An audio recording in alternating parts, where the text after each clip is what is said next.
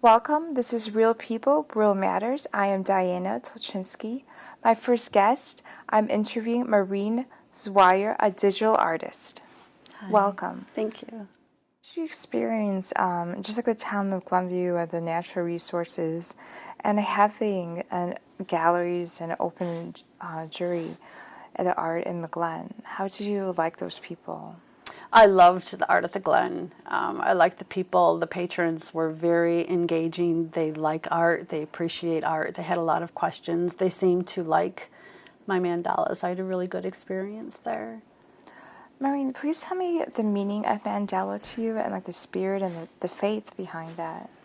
Mandala, it's a Sanskrit word that means circle in essence. So what I try to do when I create my mandalas is obviously make the circular pattern that is significant to a mandala, but I also like to capture the essence of the original image.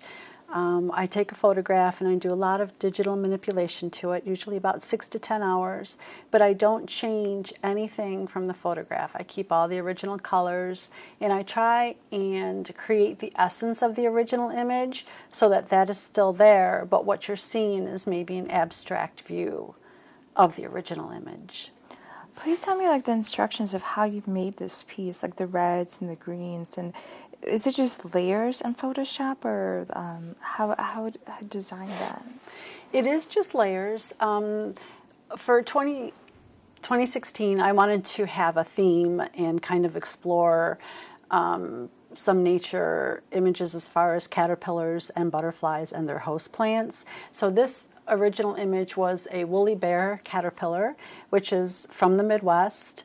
There's a old wives' tale about the woolly bear caterpillar where if you see it in the fall, the more brown it has, the worse the winter's supposed to be. That's nice. Which was disproved when I saw this woolly bear because it had absolutely no brown and the next winter was pretty brutal. So it was just an old wives' tale. I see so many reds and greens, and I think about mustard yellow in this piece. Mm-hmm. The original piece was a woolly bear caterpillar on a sumac leaf.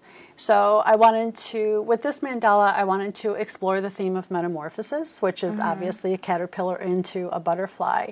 And so I just, made different layers and different manipulations. This one was probably my longest one. It took me a little bit over 10 hours. And I really tried to capture the essence and the spirit behind metamorphosis. And I think that this piece really does capture that. None of the colors are changed. All of the colors that you see in that piece are in the original image. But what's really fun about creating these mandalas is in the original image, you don't see a lot of greens or purples. You just see the gold color of the caterpillar and the bright red color of the sumac. But then once I started creating the mandala, all these purples and mauves and greens came out. And this piece really does capture the idea and the spirit and the essence behind metamorphosis. And every time you look at it, you may see something different. How did macrobiology, behind the lens, the microscope, help you with this creative mandalas, the photography behind it? Being a microbiologist, it's a lot of looking through a microscope or looking at a petri dish and trying to find some maybe small colonies of organisms. So that really helped me to narrow my focus and look for very small things that maybe you wouldn't normally necessarily see in day-to-day life. So that really helped me when I started focusing on the camera. And then the macro photography is the photography of looking at very small things.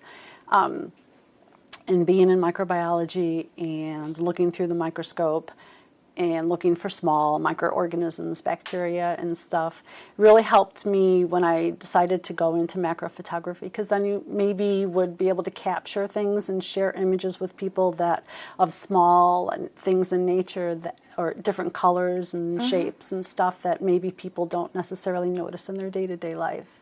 So the thought of being able to photograph that and share it with people was really exciting to me. Why did you go into photography after so many years of microbiology and being behind a microscope? After I got married, I was fortunate enough to kind of pursue some other interests, and so I decided to, I was always interested in photography, so I picked up a camera and started shooting, and just working in a laboratory and constantly looking through a microscope kind of helped me focus and look through a camera and maybe see things a little bit differently. So I had a really good time and decided to take some classes at College of DuPage, pursue that. What is the story behind your first commission or your first piece of mandala? My first commission piece was I was approached by a friend of parents that lost a little boy. He was 2 years old, or almost 2, and he died unexpectedly. And so the friend of the parents asked me if I could create a mandala for them so that they would have something of this little boy. A reminder, a remembrance of him without it being a photorealistic photograph of him. So I did create a mandala of the little boy, and I sent it to my friend, and she really liked it, and she passed it on to the parents. And then I asked the parents, I try to capture the essence of the original image of this little boy. So I asked the friend of the parents to ask them what they saw that reminded them of their little boy, and they said sun rays. And then coincidentally, this was after the mandala was complete. On the outside edge of the mandala, there's different colors that kind of shoot out and look like sun rays. So I thought that was a really important part of capturing the little boy's essence. Do you have any advice for any seniors or high schoolers, even people in graduate school trying to compete in this field? I think for any art, it's very competitive, whether it's photography or painting or digital art. The best thing that I would say is to always, always, always learn.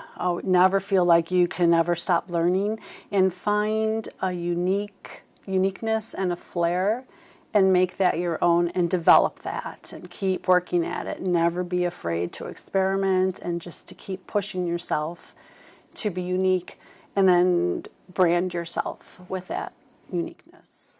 Where can people find your artwork, the internet, or stop by your studio? And I have a website. It's zwierdigitalarts.com, and all of my pieces are on the website, and you can order them through the website if you want. Plus, I'm also at different art fairs throughout the suburbs this summer, and on my website is all the list of all the art fairs. oh, great. Thank you, Maureen, for this wonderful, creative, informational talk. Thank you very much for having me. And thank you again for watching Real People, Real Matters with Diana Tulchinsky.